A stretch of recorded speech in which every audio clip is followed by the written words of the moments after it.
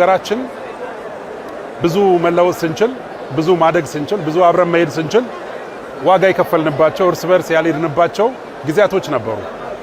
እነዚህ ጊዜያቶች ይበቁናል።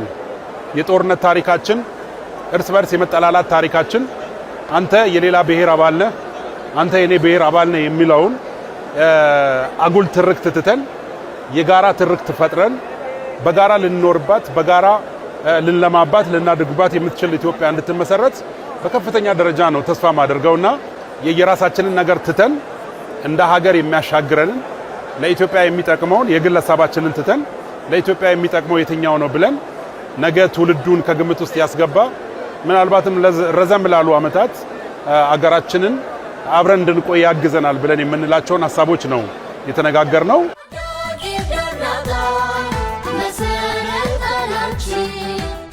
ዲሞክራሲያዊ የሆነ ነፃ የሆነ ውይይት ነው ያደረግነው። ለሀገራችን የወደፊት ዕጣ ፈንታ ወሳኝ የሆኑ ነጥቦች ላይ ሀገራዊ ግንባታ ላይ ሰላምን፣ ዲሞክራሲን መፍጠር በሚችል መልኩ በነፃነት ስንዋይ ቆይተናል። ወጣቱ ትውልድ አገርን እንዴት ማስቀጠል እንደሚችል መሰረት ነው የጣል ነው ማለት ይችላል። ስለዚህ ሀገራችን ወደፊት ተስፋ አላት። እንደዚህ ከተለያዩ የኢትዮጵያ ግዛቶች መጥተው በአንድ ላይ ቁጭ ብለው ተነጋግረው ችግርን መፍታት ከቻል መጪው ትውልድ ደግሞ ከዚህ የተሻለ መድረክ አግኝቶ አገር ይመራል ብለን እንጠብቃለን።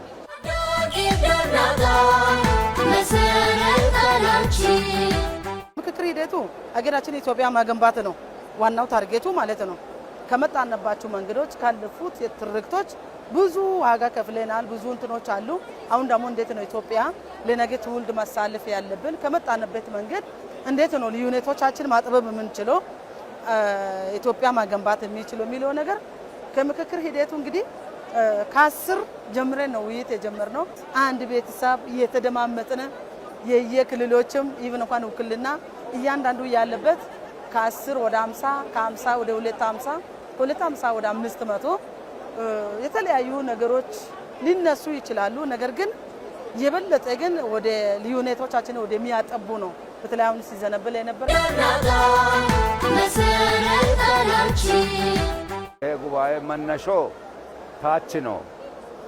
ታች ምክክር አድርገን የሰጠናቸው አጀንዳዎች ላይ ነው። እዚህ ደግሞ ተጠናክሮ ለመንግስት ቀርቦ 8 ዋና ዋና አጀንዳዎች ወጥቶ ነው እዛ ላይ ስንወያይ የነበረው።